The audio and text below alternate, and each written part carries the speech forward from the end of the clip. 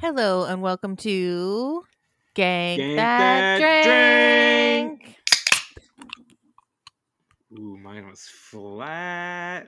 Oh, I think we clicked in unison though for the first time ever. Mine. Gank That Drank, a supernatural drinking game podcast. It's the podcast where we tell you an episode of Supernatural. We play along with drinking game rules, and then at the end we tell you how the rules played out and what a good drinking game we made. Or didn't make. Yeah, sometimes they're not all we had hoped. But sometimes they are all that we had hoped. Yeah. Sometimes they're more than we hoped. Oh, sometimes they're Way accidentally more. so much more. Oh, yeah. Hi, Krissy. Hi, I'm Krissy Lenz, one of the directors of the Neighborhood Comedy Theater in downtown Mesa, Arizona. And with me, as always, is Nate McWhortor, performer and doer of other things at the Neighborhood Comedy Theater in downtown Mesa, Arizona.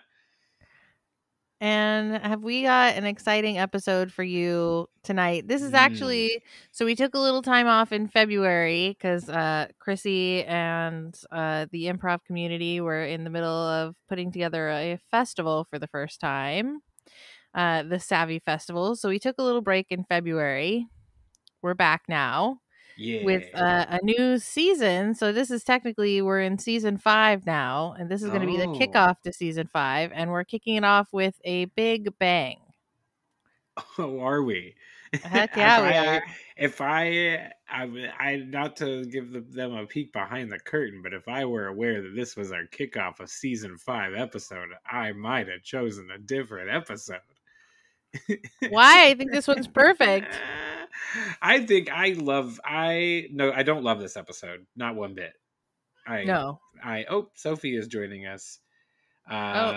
Which Sophie is the unofficial cat sponsor. So what episode are we doing? Krissy, tonight we are going all the way back to season 4, a season that we have done many episodes from. It just must be one that really hits home with us. And this episode is called Family Remains. It is episode 11. It aired January 15th, 2009. I was in my beginning of my last semester of my senior year of high school. Excellent. Yes, I was preparing to be playing baseball and getting ready to go off to ASU. And I had such dreams and aspirations, and never at the time at 18, or actually not even 18, I was 10 days from being 18 years old, would I have been tuning into this, because I did not watch Supernatural at the time. No, of course not. It was not on my radar. That wouldn't come till later. No. Most likely, I probably would have had baseball practice and then come home and put on some sort of what I have on the TV right now, which is ASU basketball not being good. Probably is what would have happened on that evening in 2009. But yeah, so it is an episode that many people claim as the creepiest episode of Supernatural. It's I think it is the creepiest. I 100% agree. Yeah, I don't think there's any doubt about that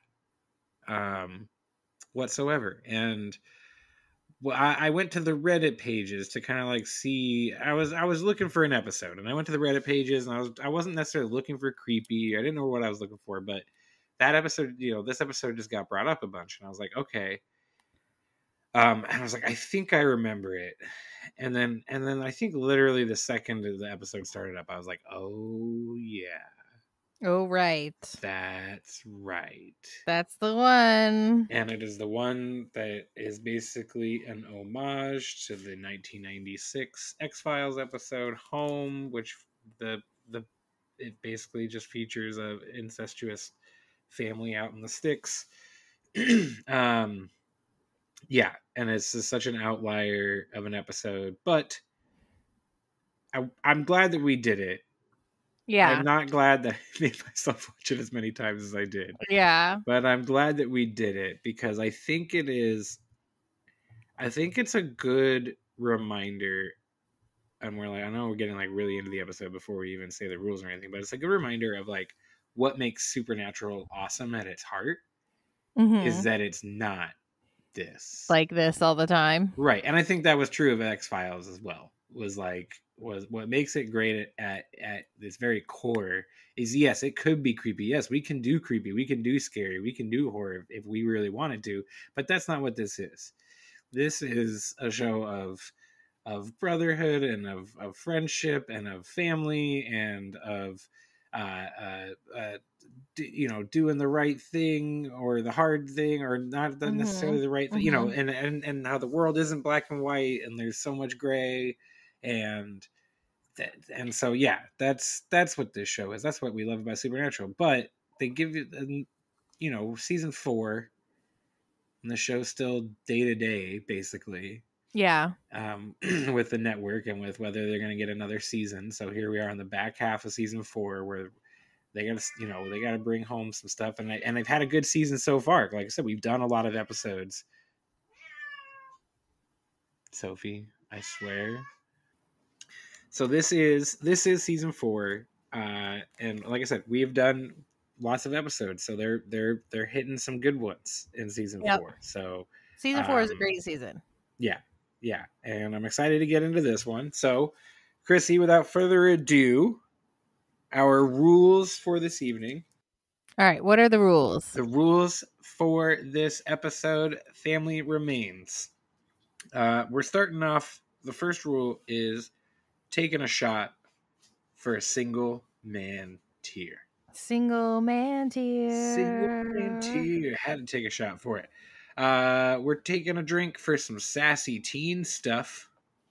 So much sassy teen stuff. Yeah. We're taking a drink for any time there's something creepy or a jump scare. Either one of those things. Sometimes they both happen. Sometimes it's a creepy jump scare. But like some moments are creepy, some moments are jump scares. I've just combined them into the same. We're drinking for the red rum rule. Yep.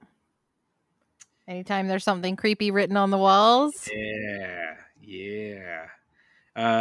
Stay in the circle. Anytime if we stay in the circle, then drink twice.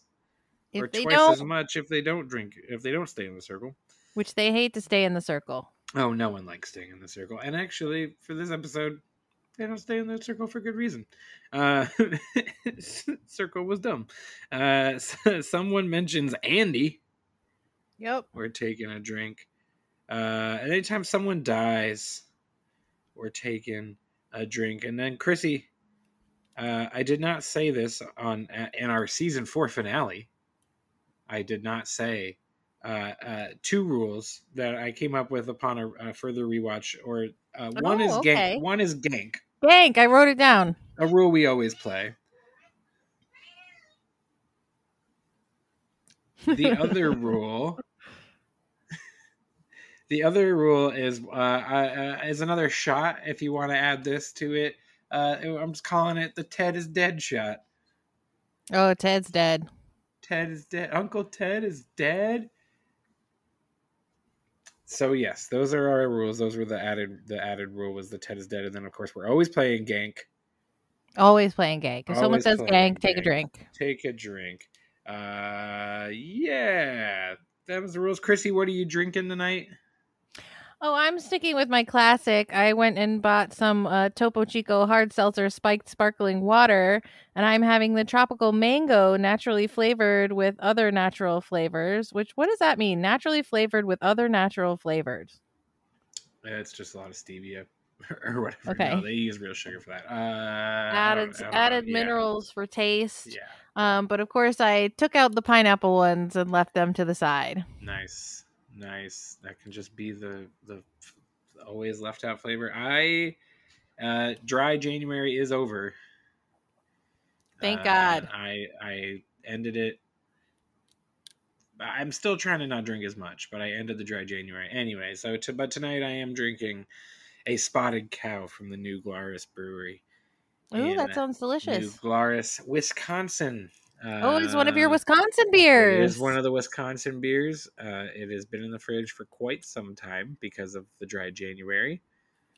That's why I was a little flat when I cracked it, but still tastes delicious. It's a special night then. It is, and there is still a 12-pack sitting out, ready to get put into the fridge. So I still got 12 of them left. And I just now realized Abby's going back at the end of the month. Yes! So you got to drink those down. I know. Well, she can get more, and then I can kind of hoard those till the next time we go. Well, if they're getting flat, you got to crack a lack. Yeah, well, that's the thing. Yeah, we'll make sure to drink it before they go bad. All right, Krissy, here we go. Season 4. Episode 11. Episode 11. Family Remains. The then is all about a Dean being in hell and him confessing to have he went through 30 years of being on the rack and all this, and Alistair would always offer him a deal that if he would just jump off the rack and do the torturing, he wouldn't get tortured anymore. And eventually Dean gave in, and the problem was he started to like it. Oh, I don't remember if he says that in the then or at the end of this episode, but either way, yeah, Dean's like got some bad mental juju going on up his head from his time down in hell, and that's pretty much the most of the gist of the then. But the then is when we get the single man tier. It is when we get the single man tier, yes. So that's why we start the episode off with a shot. I decided to give us a shot because that's a good.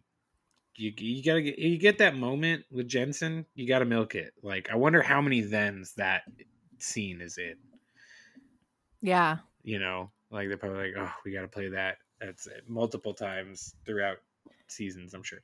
Get that single man tier. Get that single man tier. So we cut to now, and Sam wakes up in the backseat of the Impala, and Dean is like hunting for another case. And Sam is like, dude, we just got finished with a case. And he's like, yeah, so I got the adrenaline going. I got it. Let's go do this. And Sam is like, oh, you gotta take a break. You're running yourself ragged. We're having a little bit of a not really a BM scene, but Sam definitely trying to, like, definitely worried about Dean. Definitely worried about Dean. Dean is almost manic with his need to stay on a case. Yeah. And so they find a case that seems like it's like classic ghost. We got a man. I guess this was the first. This was not the first scene. The first scene was our guy getting killed by a creepy ghosty girl. Yeah, was a guy sitting watching the game all by himself, old man in the dark, and a girl comes out and he says, "No, it's impossible. You shouldn't exist." And then she stabs him, and so that's what then the case that that Dean catches is this case, the case that we saw the death of earlier. So someone did die. We took a drink, and also that girl was creepy. That was a very creepy girl. She's creepy. Yeah. So the boys are then on the case, and they get to the house, and the house is empty because it was all murdered out in or whatever. And they're walking around. They notice like a painted over dumbwaiter, which is like obvious, like, oh, that's coming back. We're for sure. Of course, you don't see it. It's like Chekhov's dumbwaiter. I just love it's so. I would love it if I would have loved it more if they didn't come back. If that was just like an off thing. They're like, yeah, we're gonna make people think we're coming back to this, and we never do. And we never ever do. That would have been really funny. They just have this moment of like noticing drywall, and that's just it. This episode brought to you by drywall. Yeah. Oh yeah, all these old houses used to have them. They must have painted over it. They're property brothers. Anyway, so the boys are checking this place out. They do EMF. Oh, but we're next to power lines. gotta try to. Which, like, I didn't know that power lines would make the EMF go off. This is I brought think up. this might be the only. Is it brought up No, multiple it's brought times? up, especially in early episodes. It definitely is. Where they check out, they do EMF, and then there's power lines like outside or whatever, and they're like, oh, well, that's why. Because There's it's like power lines everywhere, though. EMF is supposed to like is electromagnetic field, right? Isn't that what EMF stands for? I think so. And so if you have an electric power line right outside, but then like they always, I mean, I guess a lot of times they're in the dark, but like, wouldn't you just like the lights send it off? I don't know. Yeah, it's almost as like EMF is not as reliable as it seems like it should be. Fingerprint analysis of ghost hunting. Yeah.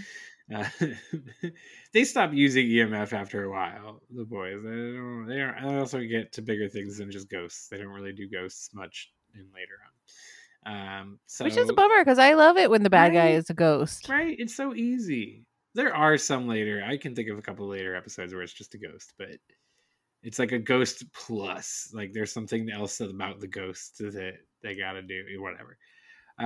So as the boys are investigating the house, the family that just bought who's the real estate agent in this town? He's the best real estate agent in the business. God, he flipped if he can sell a murder house, incest house in like a week.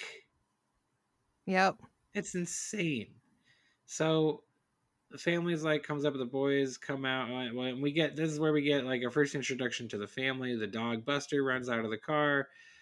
We get the boy Danny pops out, chasing after Buster. We get the sassy teen. I honestly forget her name. Kate? Kate? Yeah. It's Kate. Yeah.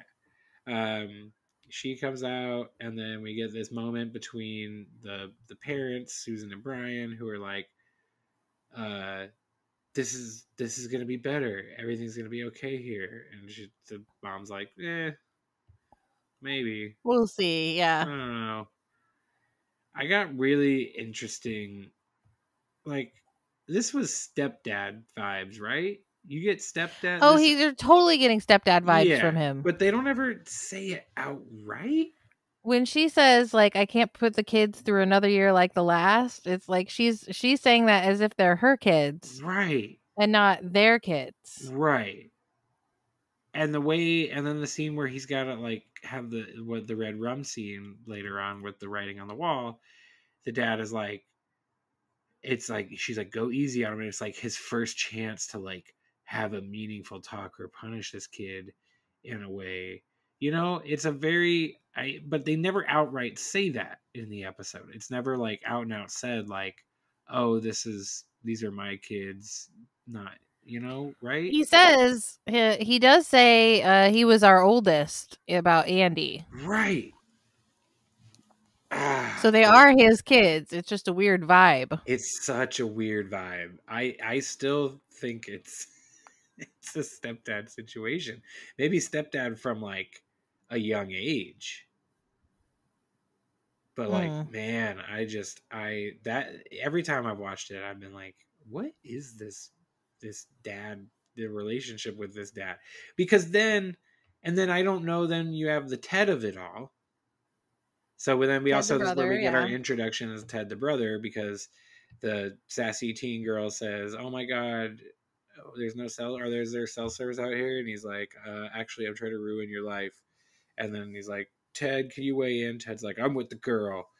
And Ted's a rabble rouser. He's a wild card. He's, you know, kind of a kid sassy himself. Uncle. He's a sassy uncle, right? He says sassy teen stuff, but he's just an uncle. But he's got to be her brother. He's her brother. It's got to be, again, because it feels like Brian is just out on the outs with everybody at all times. Like, no one likes Brian. I don't like Brian. We don't like Brian, I would say. He doesn't seem like a very good dude. I don't know why. He just seems like he's out of his depth. Yeah. and like this is not a life he should be like. That he should be like a bachelor, or like and like driving like a sports car. It seems like this is not the life for him. But they're doing it. They're moving to the Mhm. farm because they had some bad times in the burbs or whatever. And Yep. the boys come out of the house, and the girl's like, "Who are they?" And the boys come up, and they're like, "Oh, we're from County Code Enforcement." They're Stanwyck and Babar, which, as far as I can take, is them just doing a Barbara Stanwyck like shout out. There's Yeah, I no don't know like that one. rock. There's no rock or anything. Like when I Google this, just this episode comes up and Barbara Stanwyck. So I'm like, maybe it's just a nod to her. Anyway, they come out. There's asbestos in the wall. You got a gas leak. You guys are gonna have to stay in a motel tonight. Ted is like, we drove 400 miles, and the dad's like, Brian is like, all right, we'll stay at a hotel, whatever. So the boys are like, okay, good. Now that they're out of here, we need to go do some research. So the boys go and talk to the maid of Yep. the or Cleaning like the lady. caretaker, cleaning lady of the house, of the guy who lived in the house. And she tells the story of how his daughter or his wife dies, and his daughter kills herself, Mm-hmm. and like all this stuff, and it seems pretty crazy. And the But it boys are was like, before her time. but it was before her time, before she was there. And then I love the little line was, they said something about like, oh, I bet you get crazy big rats out there. And Mm-hmm. she said, wouldn't know, never seen them. Yeah. And that was like the first clue. It's like the first kind of like little drop of a clue that's like, okay, all right. Other than when the boys are like investigating the house at first, we do get the POV of one of the people living in the walls, um, and like they're doing fun little horror things, Mm-hmm. with everything. They do a really good job of doing horror. So yeah, the boys, they leave the house of the lady with a little bit more of a story of what went on at the house. Um, yeah, it was the wife who died in childbirth, and then the daughter hung herself in the attic. Both women were cremated, so the boys are like, okay, it's still probably a ghost. So we cut to the family decides, by the way, F these guys. Yeah. we're moving in. So But they it's move as in. though they went to the motel and hated it and were just like, well, we'll just risk the asbestos. Yeah, basically. Yeah. And Ted was like, I don't know, I've worked on a lot of houses. These guys are crazy. So we get Danny in his room with his Major League baseball lamp just sitting on the floor plugged in. Love the detail. Danny in his room, and the door like creepily opens, and like a Mm-hmm. ball So rolls creepy. out, and the dumb little kid tosses the ball back and is like, "Hey, come on." You like absolutely ghoulish, creepy looking thing that like we it's so dark we can't even see it. Oh, it's so creepy. So Danny, Yeah, he's just like, he's too friendly of a kid.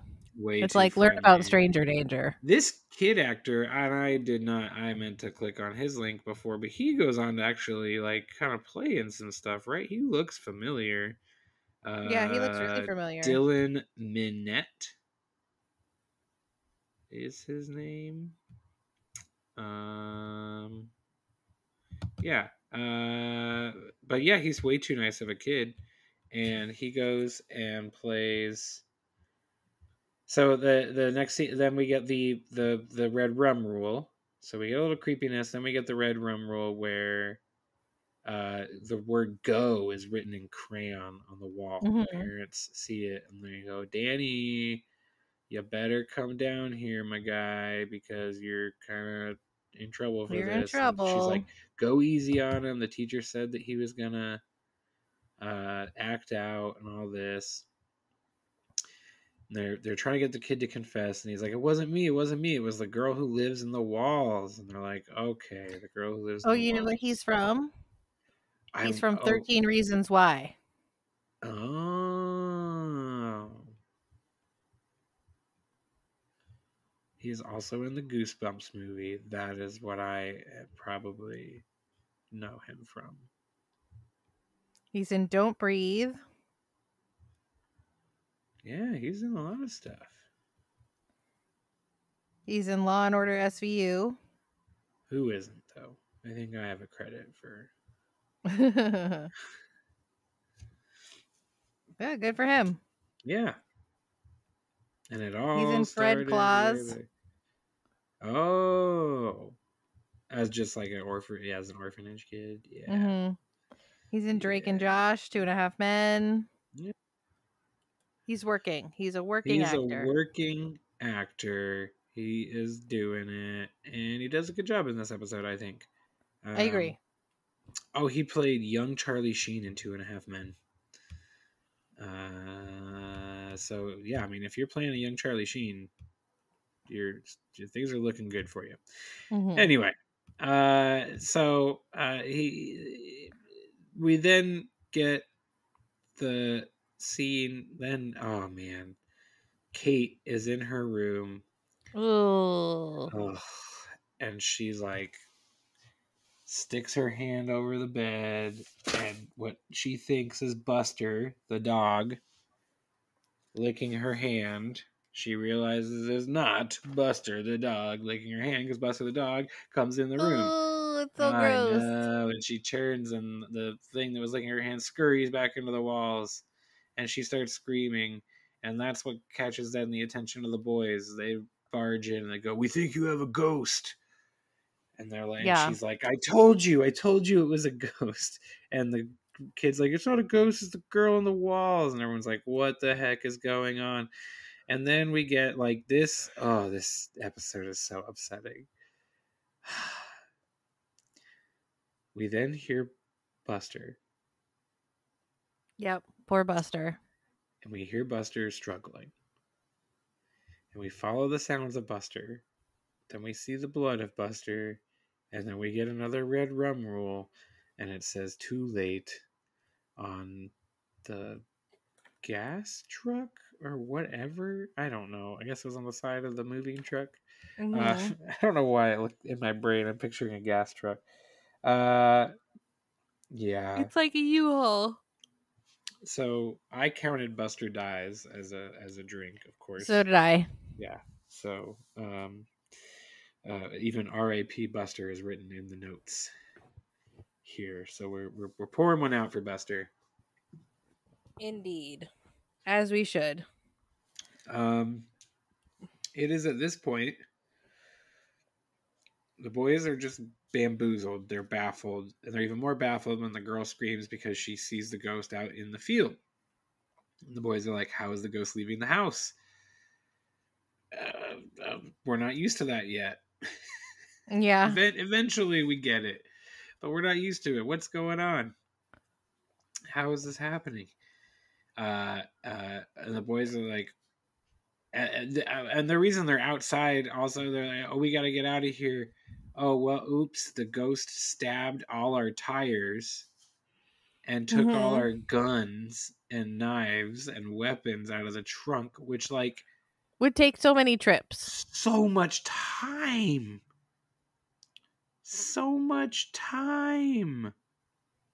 Yep. It would take forever.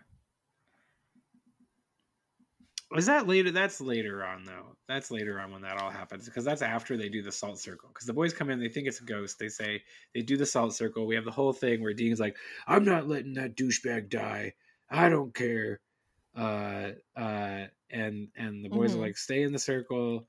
And Sam goes to try to find out more stuff about what was going on. He's like reading the mom's diary. He's reading the daughter's diary.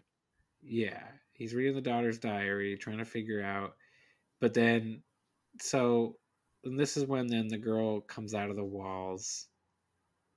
Very creepy girl comes out of the walls, and They do the salt circle, and then she walks through the salt circle because she's not a ghost. And Dean, who earlier threatened the guy saying he had a gun, that doesn't have a gun, and the guy's like, shoot her. He's like, yeah, about that. And it's just kind of a funny moment in this. It's like Yeah. the only funny moment in this episode. Mhm. So now he's fighting the girl, and then he shines light in her eyes, and that's what causes her to like scurry back into the walls. Yeah. And so now the boys are like, okay, this is just straight up human. It's just a murderous human. We just got a person, just a crazy hillbilly inbred person, which is like the Ted is like, told you that's what this was. It was just this crazy hillbilly Psycho Nell. psycho Nell. Yeah. So now the boys kind of know what they're dealing with. That they're dealing with, at least. So, but they also know, like, Dean follows the girl into what I would describe as the worst version of Narnia, through the back of the wardrobe. We could never do this for mashup. This episode, No. it's so. But I feel like it would be kind of an interesting challenge because it is so creepy. The challenge could be to like make the creepy funny. I don't know. I don't think I would pick it. You totally have to do a different storyline. You could not do the incest storyline. You'd have to do something else. But Yep, you'd have to anyway. nix the incest. That's what I always say. So yeah, the Dean's like, all right, now that we know that we're dealing with humans and this is like their turf, the safest place for you to go is going to be the shed. So he gets the girls into the shed because there's one door, and then like Sam hangs out with them for a little bit. Danny is And missing. Danny, oh yeah, that's why they go in the shed, because Danny is missing, because they're all gonna leave, and that's why they can't leave then after the whole salt circle thing, is because the tires are slashed. Then Danny is missing. There's like, they go in and out of the house so many times, it's hard to keep track of. So Danny's missing. We can't leave without him. Go barricade yourself in the shed because there's one door and no windows, even though there's totally windows. And we'll go hunt this thing down and kill her. So Dean and Ted go into the walls.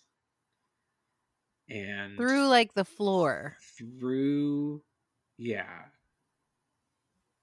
floor and then into the wall, like, and then the great moment of Dean like looking over that hole and going, please nobody grab my legs, please nobody grab my legs, please nobody grab my legs. And then you're, as the audience, we're sitting there feeling that with him, like, oh, please don't grab his legs, Please don't grab his legs, please nobody grab his legs. So nobody grabs his legs, but he's like stumbled upon her kitchen. There's just like gross dead rats everywhere. We've Buster. He says, dog, it's what's for dinner. Ted is like, what's the other? He's like, I found her kitchen. Meanwhile, Ted is being watched by the girl, and of course, while Dean is down there, Ted gets ganked. Ted gets ganked hard. Ted is dead. Ted gets ganked hard by the girl. Or what we think is a girl. Maybe it was the boy. We don't know. We don't know yet there's a boy, but there's also a boy. And so Dean, like, goes back out into the shed. Once again, we're going into the house, out of the house, into the house, out. Dean goes back out to the shed and is like, bad news. I had to carry Ted out. It's not because he was asleep. Yeah, not because he was taking Uncle a nap. Ted is dead. So now things are getting serious. So yep, we've had a legit murder, a second legit murder. Danny's Things are still serious. missing. Like, it's crazy. So now they go back down. They go back and they like realize like, oh wait, this guy, that dumb waiter from earlier, remember? So they bust down the boarded up dumb waiter, and Dean goes down, down, and because that's where he thinks he's gonna find Danny. We then get like Danny in his view of being kidnapped or whatever, and he's like tied up, and the girl comes in and she's got a rat and she starts eating the rat in front of him. She like kills and that's starts the eating most the rat disturbing part of the whole thing. So creepy. So creepy and unnecessary. I feel like we get it. Yeah, we don't need that. She lives in the walls. She lives on rats. We get it. Yeah. So Dean makes his way down there, finding all his guns along the way. And he's like, it's like just, a breadcrumb trail. Yeah, and he's just muttering to himself. And he goes and he finds he ends up finding Danny, and he gets to Danny, and Danny's like, hurry, he'll be back. And he's like, and he's like, her brother. And then the brother, of course, turns and attacks Dean. So yep, because she's out attacking the shed. Yeah, she's out. Meanwhile, yeah, out in the shed, she is like breaking down the windows that apparently didn't exist in the shed. And she's like slicing a knife through wood slats in the shed. And she's just creating all this havoc.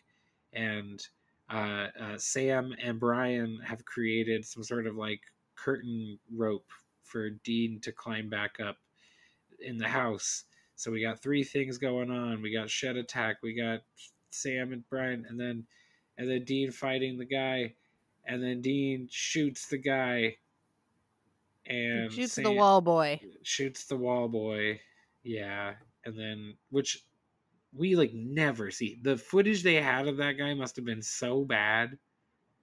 You do not get a clean shot of him at any point in time.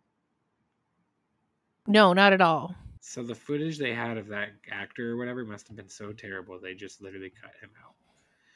I think it's creepier to not see him. I think so too, but like I just find it interesting. You don't actually get the second villain and you don't get an actual payoff on anyway. And then Brian goes and like kills the girl outside because she's like attacking his wife and stepdaughter, I swear. I think it's so disturbing that they just kill these two young people. Like a different show would have had them like try to rescue them. Right. You know, and I get that they're murderers, but it's really not their But they're fault. murderers of necessity. Monster anyway, like of their captor, because the one thing we learned is that yes, this is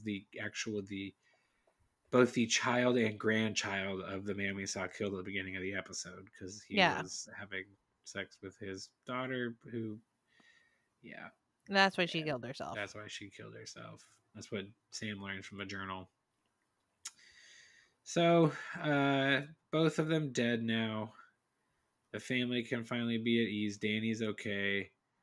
But like, are they gonna stay in this house? I don't. No, you can't. Right? Like, you can't.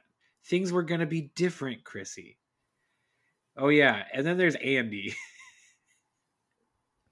Andy, the brother who died in a car crash. Yeah, all the BM scenes are between random characters we don't really know or care about. Yeah. Yeah, Andy died in a car crash, and so that's why it was a bad year. But things are going to be different. Things are going to be different on a farm. Yeah, and even at the end of the episode, the mom is like, we'll see. Yeah. I still don't think they're going to be that different. Now they got to deal with Uncle Ted's death. Uncle Ted is dead. You got these two dead people on your property. They give the boys time to drive away before calling the cops. But like, what are you going to tell the cops? There were these two feral kids living on our walls and we killed them? I mean, you have to just like burn them. I'm surprised the boys didn't. Because they're human. No one knew they were alive. Yeah, but you don't think they could become ghosts? All of their stuff still left up in that house or whatever. That's true. They should have made sure they couldn't salt and become burn ghosts. the bones. Yeah. Make sure they didn't become ghosts and haunt that house. Hopefully the family didn't stay at the house. I hope not. But we do get a BM scene between Sam and Dean at the end. Yes, and it's all about hell and time spent in hell, and Sam being like, but it's not your fault. He's like Goodwill Hunting him. And he's like, it's okay, that's not the you that's up here. That was just the you that's down there. And you can't hold yourself accountable for those things because it's a different world. Yeah. And that's when he's like, I enjoyed it. Yeah, that's when I like torturing the souls. I liked it. Just like I like killing things up here, regardless of whatever. Yeah. Whether or not they're ghosts. Ghosts or humans or werewolves that are trying to be good people or vampires that are trying to be good, whatever. But then he eventually does because we meet lovable monsters. Yeah. These monsters not lovable, Krissy. Not lovable whatsoever. They will not be recurring characters. No, they will be forgotten in the lore. So how did our rules play out? All right. Obviously we had our single man tier at the very beginning. We took our shot for that. Yes, we did. Sassy teen stuff. How much sassy teen stuff did you get? I got 4. I got 3. So okay. Yeah. All right. How many of those creepy moments or jump scares? I got 5 creepy moments and 7 jump scares. We did not separate them out. So I got 15 total. So you had 12. I had 12 I got total. 15, but I think that's a pretty subjective rule on the creepiness. I agree. There was probably I was probably being so creeped out I didn't count it. Yeah. Or for a few times. Oh, the doll head. Oh, the doll head. Yeah, for sure. Red rum rule. 2 times. Stay in the circle. 2. Which 2 drinks because they didn't. Right. Someone mentions Andy. 3 times. 3 times. And then someone dies. I got 5. 5 as well. And then we got a Gank and Ted is dead. We got a Gank. We got a Ted is dead. It's a decent-ish game. The creepy rule, it's an episode that yeah, that's just kind of the rule you got to play. Yeah. Because that's all it pretty much is just creepy moment after creepy moment after creepy moment. You know what, Notebook? I didn't want It's a creepy episode. It is, and it is the creepiest episode. It is bar none, just like Home, the X-Files episode is so entirely out of the realm of any other episode that it stands out so much. And much like Home, the bad guy is just people. It's just people. Incestuous people. Yep. It reminds me of the Bloody Benders episode. Mm-hmm. Which is, the other is another episode where it's just humans. Just humans. Creepy. The creepiest thing of all. All right. So you want to know what's coming next? What our next episode is going to be? Yes, which means I have to pick up that darn notebook that keeps falling. Oh, sorry. Alrighty. What is the next episode, Krissy? Well, interestingly, it's also episode 11. Nice. This is the next season, season 5, episode 11. Sam Interrupted. It's the mental hospital one. Oh, yeah. Pudding! Oh.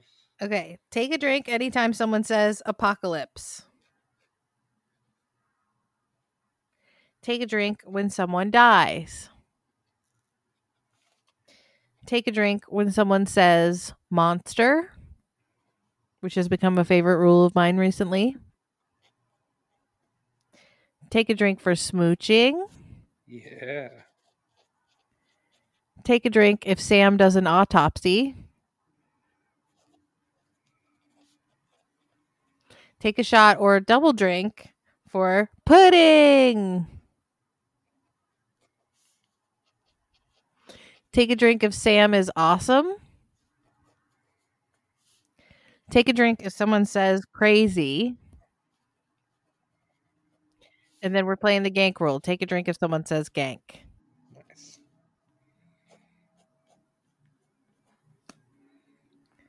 Awesome. And that's Great what's job. on deck for next time. Where can people find us in the real world, Nate, if they want to come and watch us entertain them? Oh, if you would like to be entertained by the likes of us, you can find us at the Neighborhood Comedy Theater in downtown Mesa, Arizona. It's 214 West Main Street in Mesa, Arizona. Go to nctphoenix.com in the not real world to figure out all the details of how to see us in the real world. That's tickets, that's show times, that's special shows, that's all sorts of things. Come check it out. It's a great time. It's super fun. I'm gonna go ahead and tease April Fool's weekend. Oh yes, show in yeah. reverse. Show in reverse. Although I think there was another bit show that we had thought about recently, and I am trying to remember what it was. And hopefully by then I do remember what it was, because it was, I think, a really good idea. Krissy, show from the middle out. I have always wanted. I still want to do a sit where you want show. I just want, when people walk in, we give them a chair and we can tell them they can sit anywhere in the theater except behind the bar. And we just have to, if they sit on the stage, we just have to like make them part of the show. I myself do not find that to be a good idea. I would not be excited to have people sitting on the stage. I think it would be funny. I think it would be a great idea. Okay. But no, yeah. And I'm going to tease it. April Fool's weekend. Come on out to the Neighborhood Comedy Theater. It should be a fun time no matter what we do. Yes, thank you so much. And if you're having a good time, if you're here at the end with us, become a member. We need you to become a member to help support our podcast. You get episodes a week early. You get access to the Discord. You get special bonus content for every episode. It's only $5 a month, and it's really, really cool. So you can get a membership. You can gift a membership. We love you. We want you to support us. We appreciate you. And you can do that at truestory.fm. Just go to our show page and you can click the little button that says become a member.